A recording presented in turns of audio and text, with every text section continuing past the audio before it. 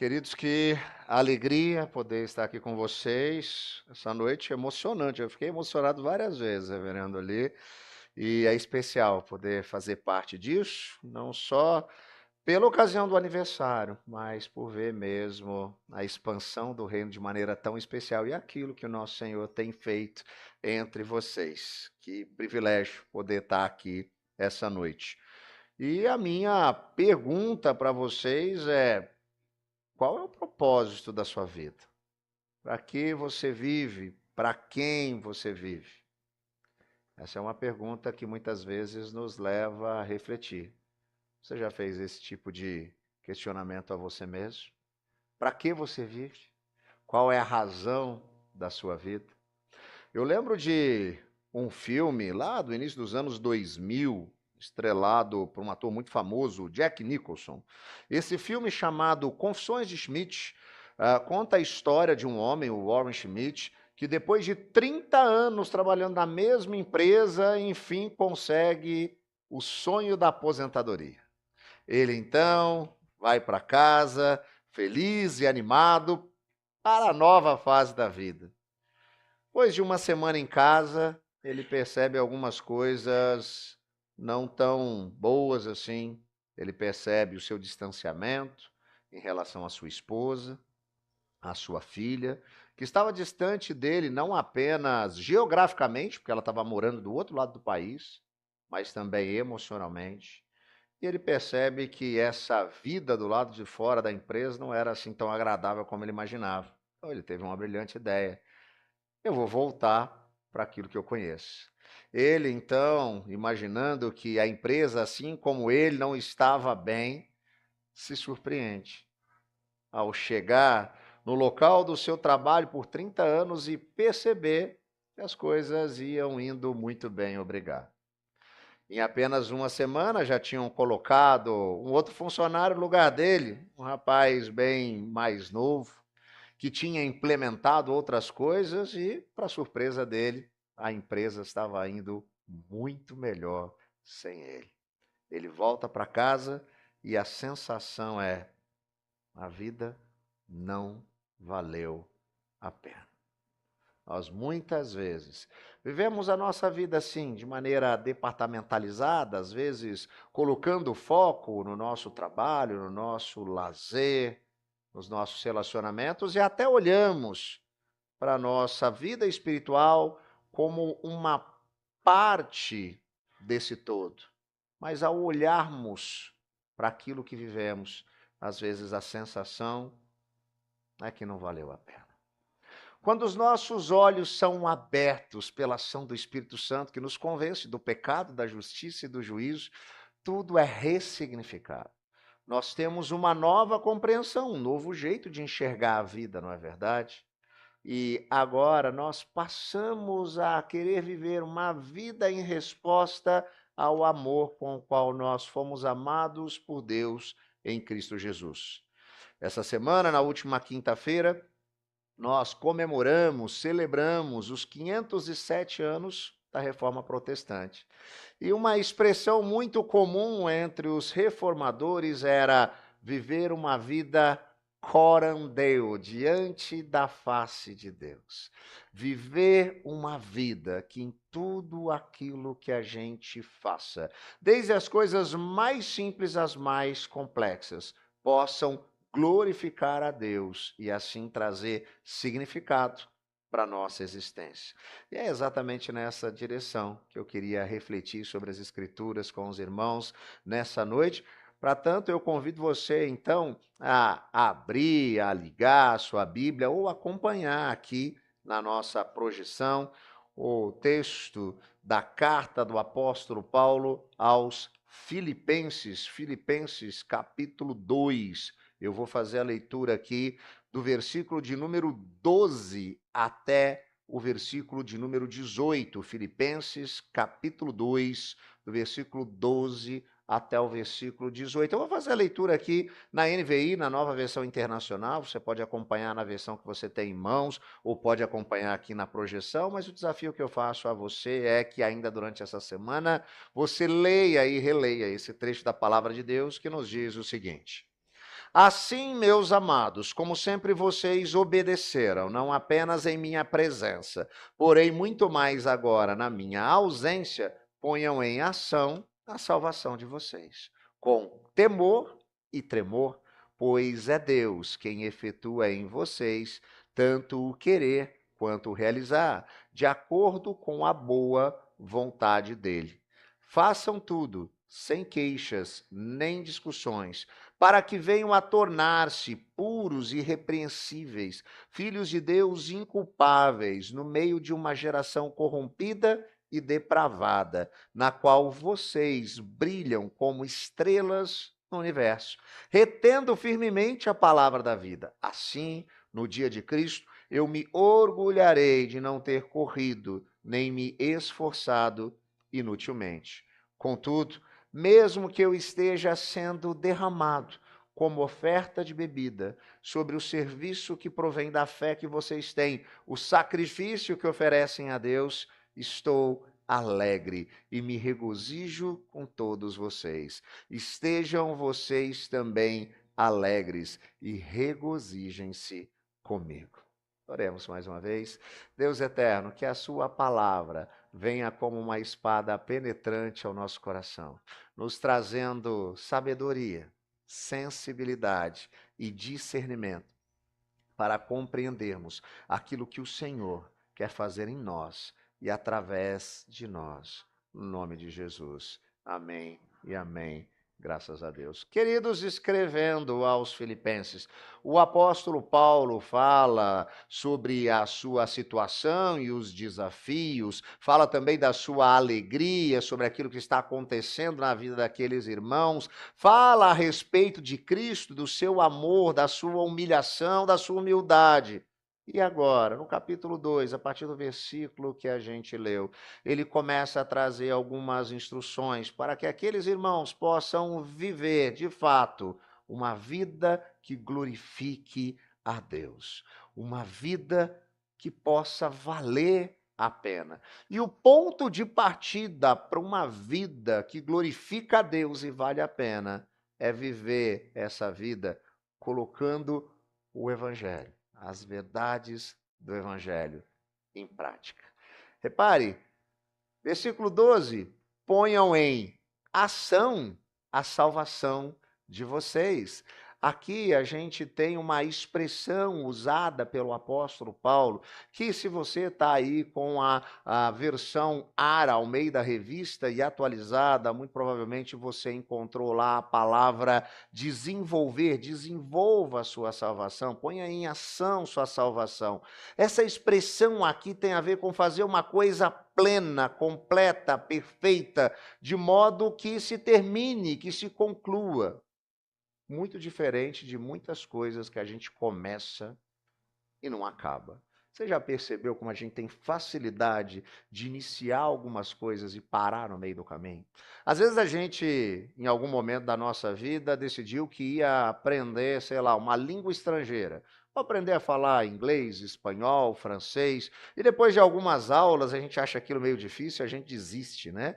A gente faz isso muito com esportes também, né? A gente sempre tem aqueles esportes que estão na moda, e aí todo mundo está andando de bicicleta, aí a gente vai lá e compra uma bicicleta, né? Aí todo mundo está jogando beach tênis, aí a gente vai lá e compra um monte de raquete. Aí quando a gente menos percebe, tá uma parafernália ali em algum canto da nossa casa ocupando espaço, né? Eu costumo dizer que eu nem vou falar de academia, que academia é aquilo que a gente paga para ficar com a consciência tranquila, não é verdade?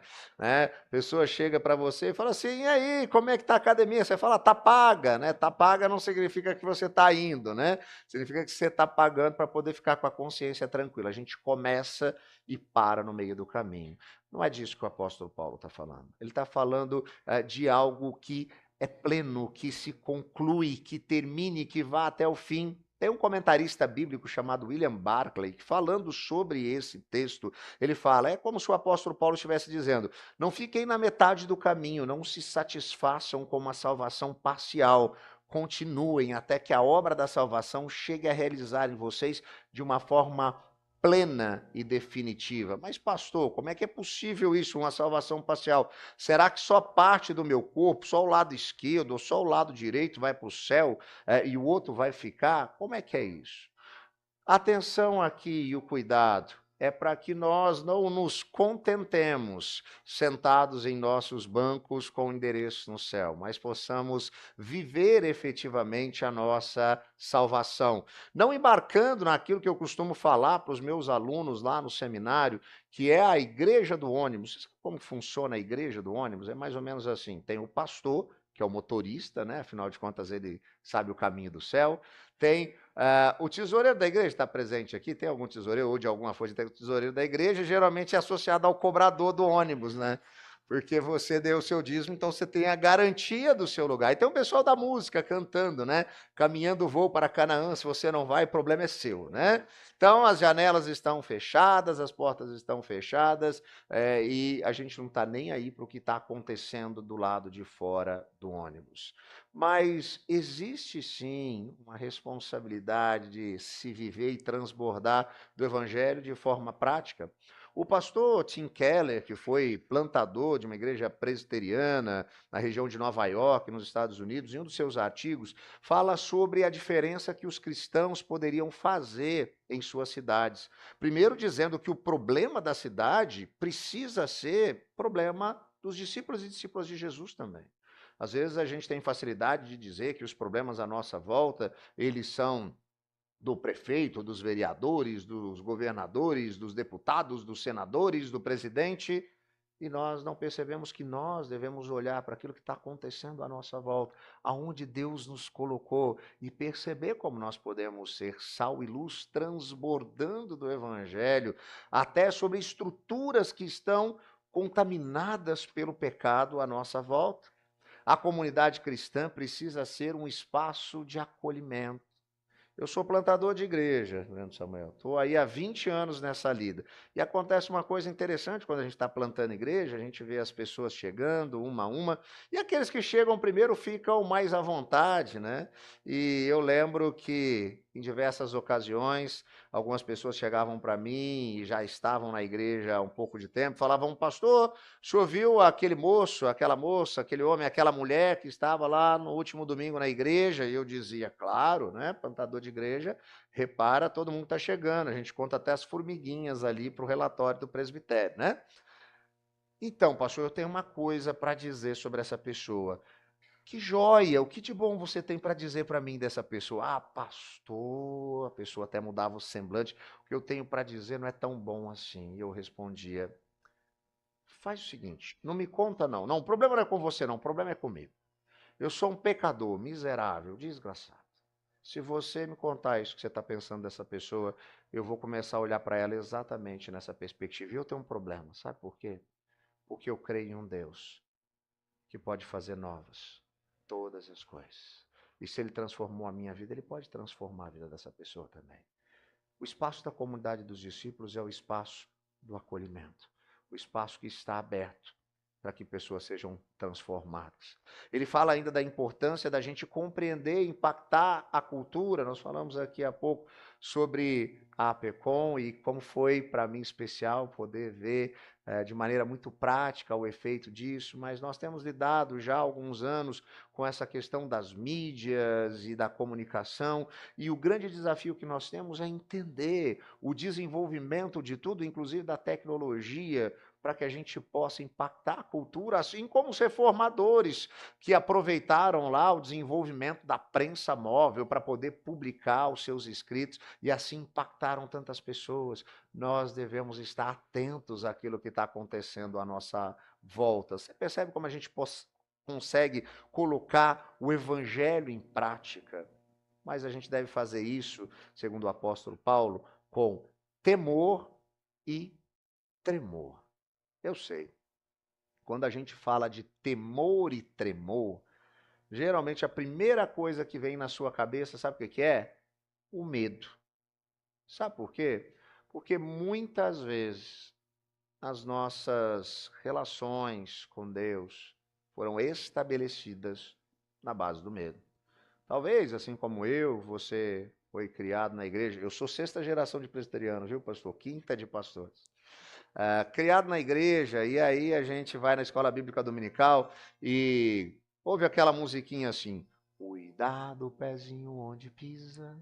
Cuidado, pezinho, onde pisa. O Salvador do céu está olhando para você. Cuidado, pezinho, onde pisa. E na minha cabeça de criança, Deus era alguém sem serviço, não tinha nada para fazer, só ficar me espionando o dia inteiro para poder me castigar. Funcionava mais ou menos como o Papai Noel. Então, era melhor eu andar na linha, porque eu não queria entrar na lista dos peraltas, né, e ficar sem presente. Mas isso era no meu tempo de criança, né? Vocês podem perceber pelos meus poucos cabelos que já vai bastante tempo. Hoje as coisas mudaram. Hoje as pessoas não se relacionam mais com Deus na base do medo, elas se relacionam com Deus na base dos negócios. Deus não é mais o Papai Noel. Agora ele é o gênio da lâmpada.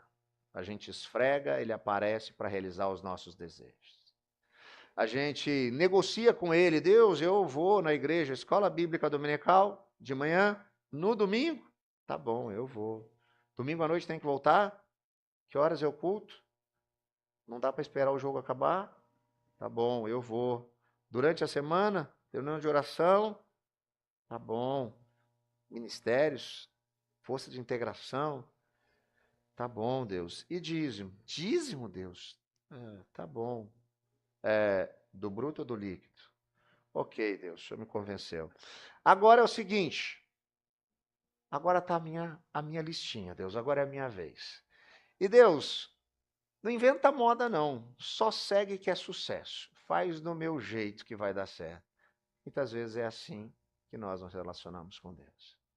Mas o que o apóstolo Paulo está dizendo aqui não tem a ver com um temor de medo, ou nem mesmo com uma negociação. Tem a ver com um constrangimento no coração. Escrevendo aos Coríntios, ele fala que o amor de Deus, ele nos constrange. O temor do amor que constrange o nosso coração é o que nos leva a transbordar do evangelho em todo o tempo. Mas ele continua, agora a gente vai para os versículos 13 e 14, 12, 13 e 14. Assim, meus amados, como sempre vocês obedeceram. Obedeceram a quem? A Paulo? Não, obedeceram a Deus, aquele que efetua em vocês o querer e o realizar. E aqui nós percebemos que uma maneira de vivermos para a glória de Deus é nos submetendo à sua vontade. Vivam para a glória de Deus, submetendo-se à vontade de Deus. E sim, eu estou falando de submissão, porque para mim isso vai além do que obedecer, porque muitas vezes a gente obedece, mas a gente não se submete. Tem até uma historinha, uma ilustração que o pastor gosta muito de contar, que uma vez, uma senhora veio para a igreja com o seu filho, o menino estava muito agitado e ele ficava levantando e correndo na igreja, e a senhora chamava o filho e dizia: menino, senta. E o menino estava ali, todo empolgado, e ele vinha até o púlpito e voltava, e a mãe já estava ficando ali sem graça com aquela situação, e ela dizia: menino, senta. E ele corria e ele levantava, até que ela perdeu a paciência. Ela chamou ele num canto e disse assim: menino, se você não sentar agora, eu vou levar você ali no banheiro da igreja. Eu vou pegar o cinto, eu vou te dar uma coça. Aí o menino sentou, olhou para a mãe e disse: por fora eu estou sentado, mas por dentro eu estou de pé. Ele até obedeceu, mas ele não se submeteu. Muitas vezes a gente faz isso. A gente até obedece, mas a gente não se submete. Porque submissão não tem a ver com autoridade, tem a ver com relacionamento de amor e respeito. E já que a gente está falando de história de criança, eu lembro de um artigo escrito certa vez por um presbítero da nossa igreja presbiteriana lá na cidade de Brasília, chamado Rubem Amorese, que durante muitos anos escreveu para a revista Ultimato. E nesse artigo ele fala que um dia um de seus filhos subiu em um sofá e disse para ele: pai, quando eu tiver desse tamanho assim, ó, maior do que você, como é que você vai fazer para eu te obedecer?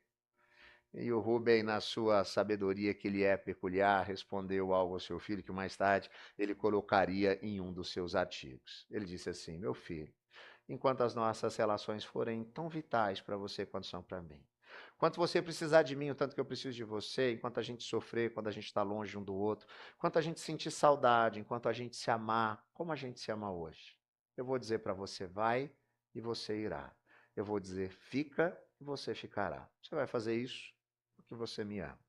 Mas se algum dia uma parede de separação se levantar entre nós, seja da indiferença, da incompreensão, até mesmo do ódio, então eu não lhe direi mais nada e nem você precisará obedecer, porque não fará mais a menor diferença. Submissão não tem a ver com autoridade, tem a ver com relacionamentos de amor e respeito. Mas, mais uma vez, Paulo não para por aí. Ele diz que a gente deve fazer isso tudo sem queixas e nem discussões. E aqui, mais uma vez, eu vou tentar gastar um pouquinho do que eu sei de grego. Porque quando a gente olha para essa expressão usada aqui pelo apóstolo Paulo, e se nós buscarmos essa expressão, nós vamos encontrá-la lá na Septuaginta, a versão grega do Antigo Testamento, se referindo a uma situação vivida por um povo que viveu coisas sobrenaturais da parte de Deus. Um povo que depois de séculos e séculos de escravidão, percebe Deus com mão forte, os libertando da escravidão no Egito, vencendo e subjugando as divindades egípcias.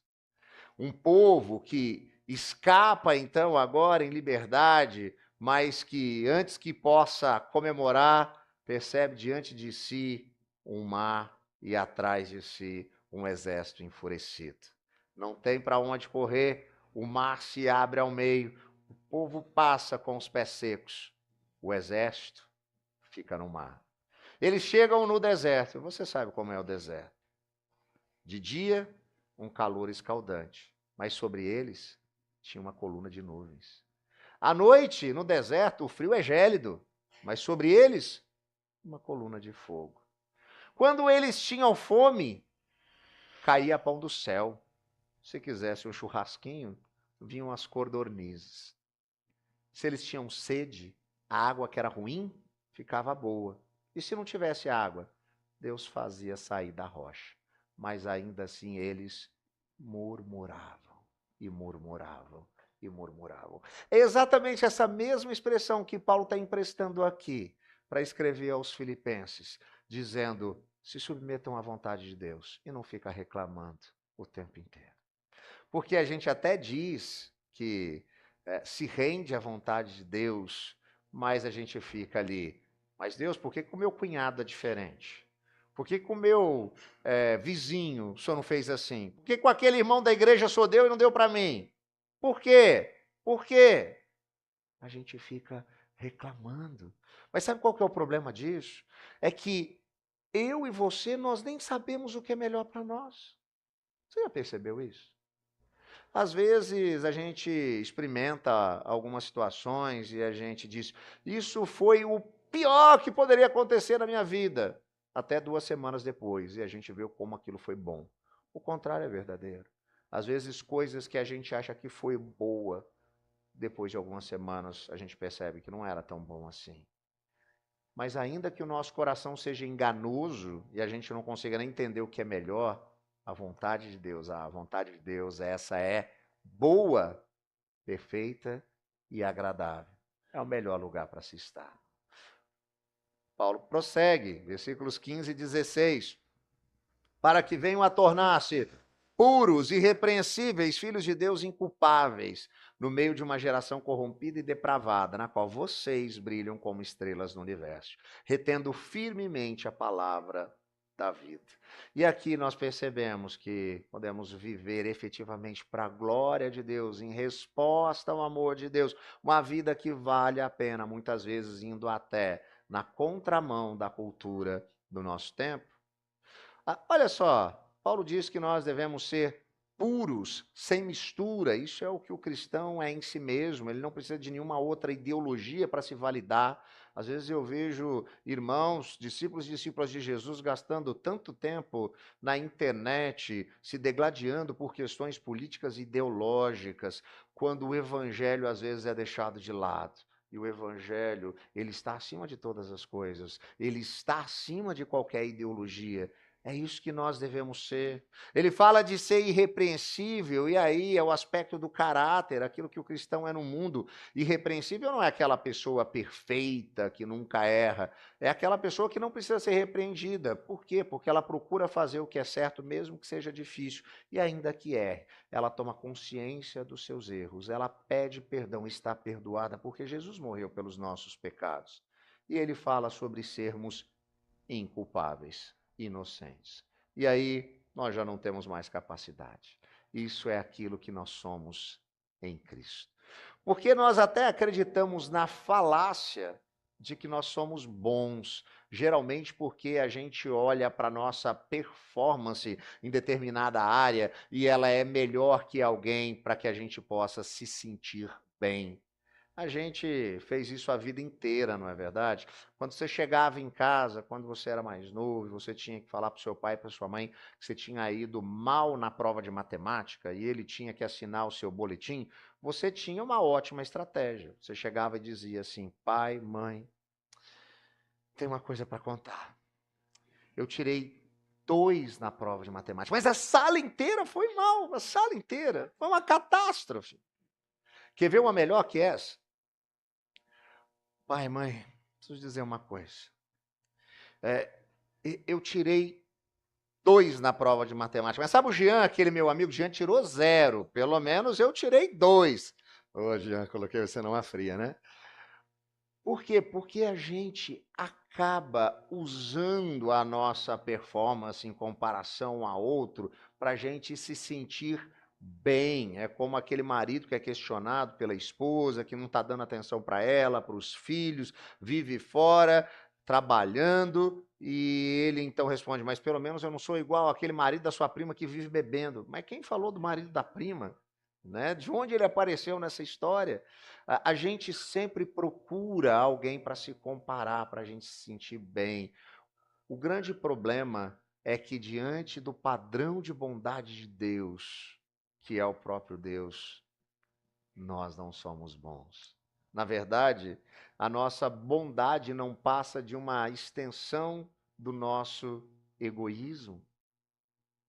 Eu lembro de um dia desse estar assistindo desses programas de televisão no sábado à tarde, e lá pelas tantas, né, parecia uma jovem fazendo um trabalho muito bonito, uma comunidade carente. Então a repórter questiona: por que você faz isso? E ela responde: porque quando eu faço isso eu me sinto bem. Ela falou com sinceridade. No dia que ela deixar de se sentir bem, ela vai deixar de fazer, porque até as nossas boas ações não passam de uma extensão do nosso próprio egoísmo. O profeta Isaías é um pouquinho mais contundente do que eu nisso. Ele diz que os nossos atos de justiça, ele não está falando dos nossos pecados, tá? Ele está falando dos nossos atos de justiça diante de Deus, são, sabe como que? Trapo de imundícia. Se você não entendeu o que o profeta quis dizer, trapo de imundícia era o pano que a mulher usava para conter a sua menstruação. Então, em outras palavras, o que o profeta está dizendo. Sabe qual que é o melhor que eu e você temos para oferecer para Deus? Pegar uma bandeja bem bonita, encher de absorvente usado, bem sujo e fedido, e dizer: toma, Deus, esse é o meu melhor. Esses somos nós, incapazes, mortos em nossos delitos e pecados, injustos, culpados. Mas, ainda assim, nós que não éramos justos, em Cristo Jesus, fomos feitos justos, fomos justificados. Agora somos inculpáveis, inocentes, não pela nossa capacidade, mas pelo sangue do Cordeiro que foi derramado por mim e por você, no meio de uma geração corrompida e depravada, no qual vocês brilham como estrelas no universo. E Jesus fala de como as nossas ações que brilham dessa forma vão impactar as pessoas à nossa volta e vão apontar para o nosso Pai que está no céu. Eu não sei se você já percebeu, já teve essa vontade, né, de repente, ver o mar. Sabe quando de vez em quando dá vontade da gente ver o mar? Eu estou aqui acompanhado do seminarista que trabalha comigo, o Márcio. O Márcio é carioca, é lá de Cabo Frio, lugar lindo para ver o mar, né? Maravilhoso. Aqui a gente, né, quando tem essa vontade, geralmente pensa em talvez ir ali para Baixada Santista, mas eu não sei se você já percebeu, quando a gente tem essa ideia, geralmente é feriado, né? Quando a gente pode fazer isso, todo mundo tem essa ideia ao mesmo tempo. E aí, um trecho que era para demorar 3 horas, você demora 6, né? Mas quando você está chegando ali, parece que você está se aproximando, sabe, tem aquela sensação, você abre a janela, vem aquela a brisa suave, ela bate no seu rosto, um cheiro, um aroma agradável. Você fala para a pessoa que está com você, ó, chegamos na praia, chegamos na praia. Você não está pisando na areia, você não está vislumbrando a imensidão azul, mas você tem aquela sensação de que chegou, não é verdade? Na teologia, a gente tem uma expressão que é a lógica do já e do ainda não.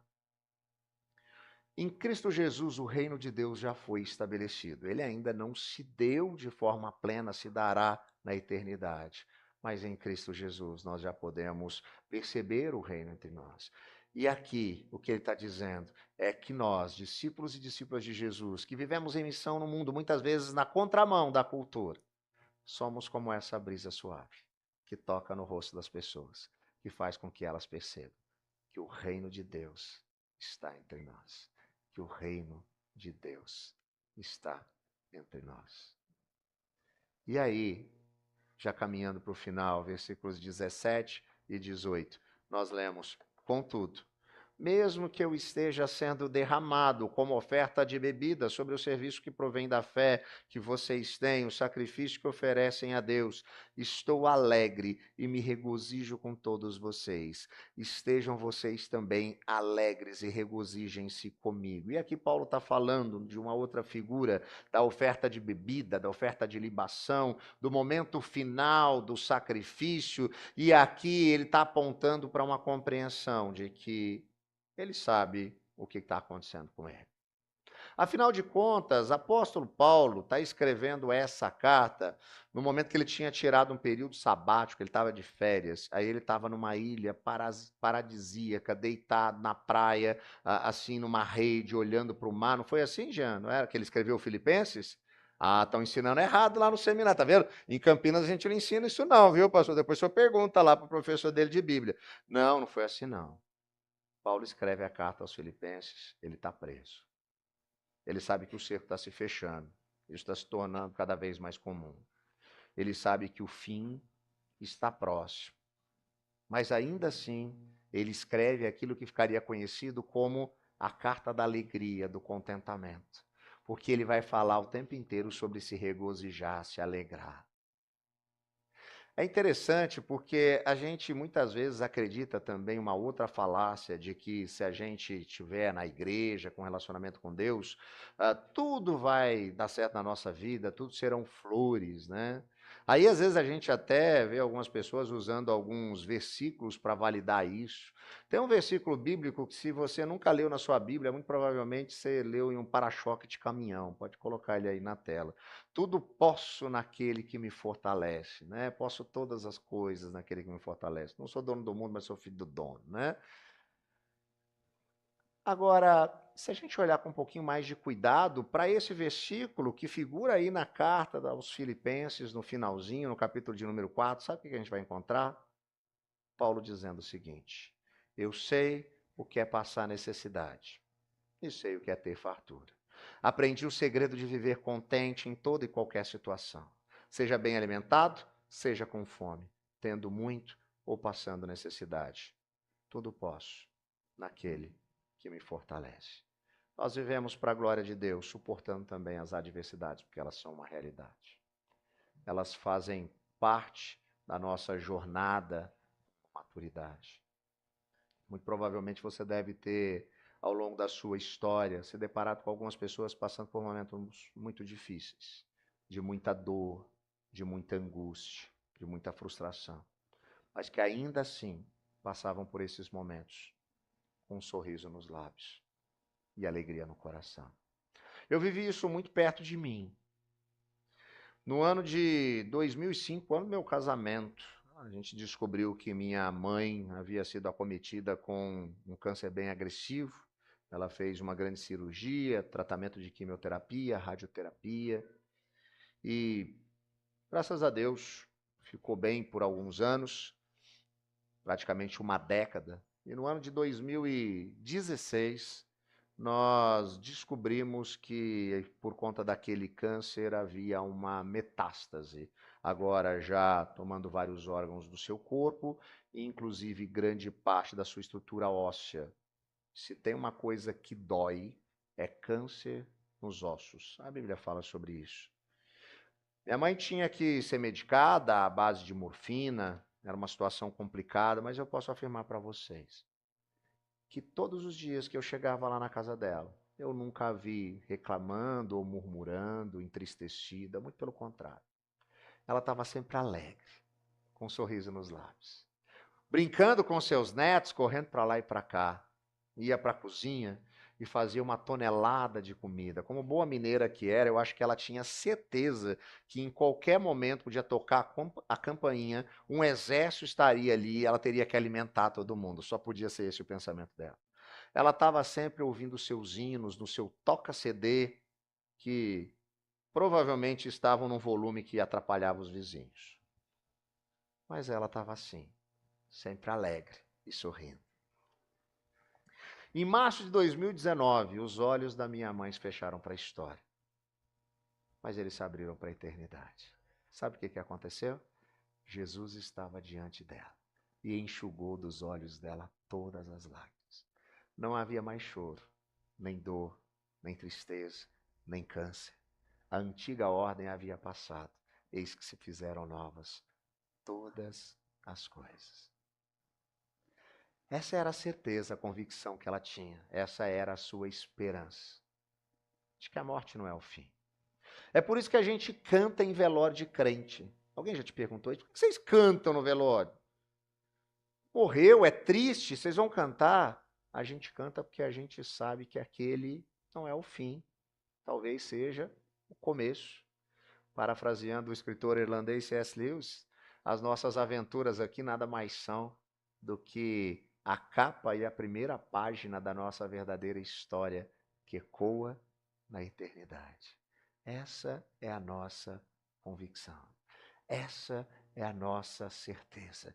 É por isso que nós podemos experimentar, pela ação do Espírito Santo, de uma paz que excede todo entendimento.